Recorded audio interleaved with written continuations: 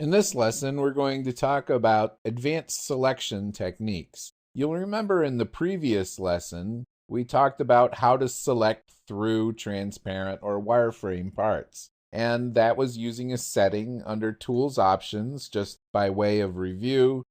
Tools Options, Display Selection, Enable Selection through Transparency. If that's turned on, you can by default select any part you can see through a transparent or wireframe part.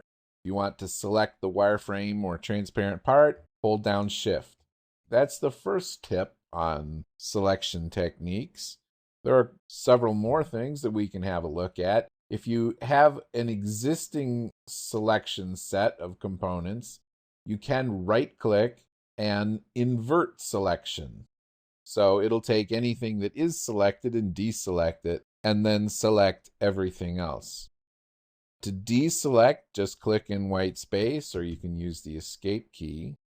SOLIDWORKS has recently added the function of Control A, and depending on where you are, that will select different things, but here in the assembly, it's going to select all of our top-level components.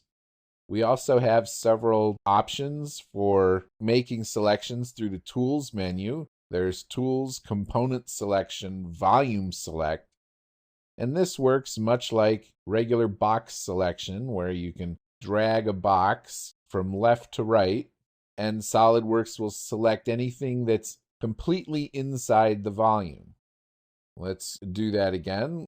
Under Tools, Component Selection, Volume Select, this time we'll drag a box that goes from right to left, and then SOLIDWORKS is selecting any of the components that cross that volume or are completely inside it.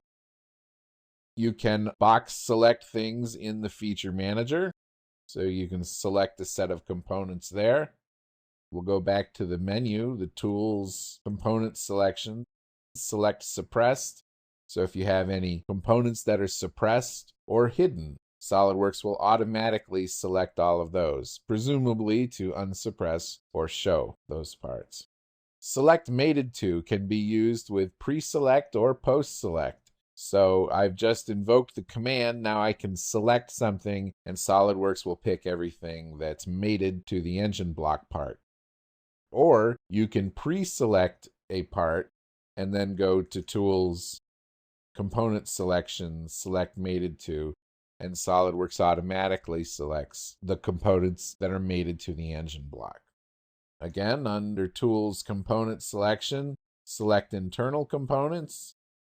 SOLIDWORKS will figure out whatever it considers to be the internal components, and those are generally parts that don't have a face on the outside of the model. So you can see in here, there are several parts that are considered to be internal. Tools, Component Selection, once again, you can select all the toolbox parts, but then SOLIDWORKS has also the Advanced Select option, which allows you to build a set of criteria, such as if you want to make a selection where the part mass has some sort of condition, then a value, SOLIDWORKS can automatically create a search and selection set based on that criteria.